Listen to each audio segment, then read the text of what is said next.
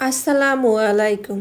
আজকে আমি আপনাদেরকে খুবই মজাদার, লবণীয়, সুস্বাদু, সবাই প্রিয় খাবার হাঁসের মাংস রেসিপি তৈরি করে দেখাবো।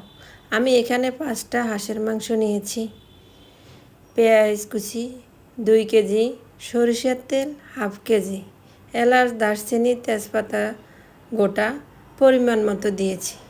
পেঁয়াজটাকে এখন আমি ভালো করে ফ্রাই করে নেব। পেঁয়াজের একটা কাঁচা গন্ধ আসে, ওই গন্ধটা যেন না আসে, সেই জন্য পেঁয়াজটাকে ভালো করে ফ্রাই করে নিতে হবে। লবণ 2 চা চামচ দিয়েছি, হলুদের গুঁড়ো 3 চা চামচ দিয়েছি।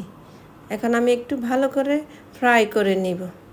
আদা 2 টেবিল চামচ, আদাটাকে আমি আগে ব্লেন্ডার করে রেখেছি।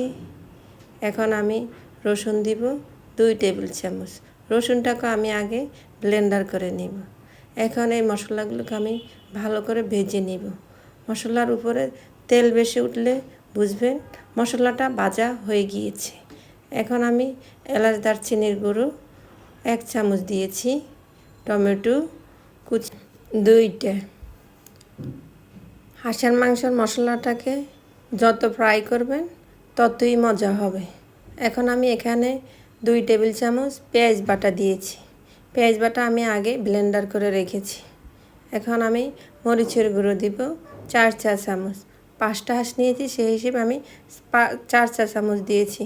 যারা ঝাল খেতে পছন্দ করেন তারা আরও মরিচ দিতে পারেন, আর যারা কম খেতে পছন্দ করেন তারা কম দিতে পারেন। আমি এখানে জিরার গুঁড়ো দিয়েছি 4 চা চামচ।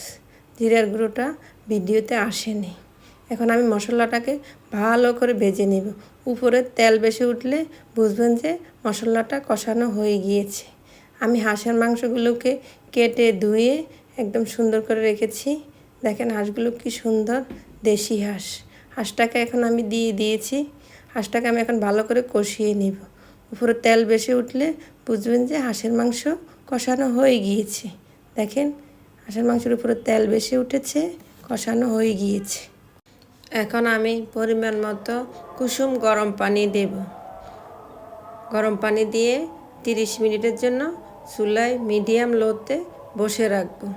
যখন দেখবেন হাঁসের মাংসর উপরে তেল বেশি উঠেছে তখন বুঝবেন হাঁসের মাংস সিদ্ধ হয়ে গিয়েছে, একদম রান্না হয়ে গিয়েছে। দেখেন কালারটা কি সুন্দর হাঁসের মাংস।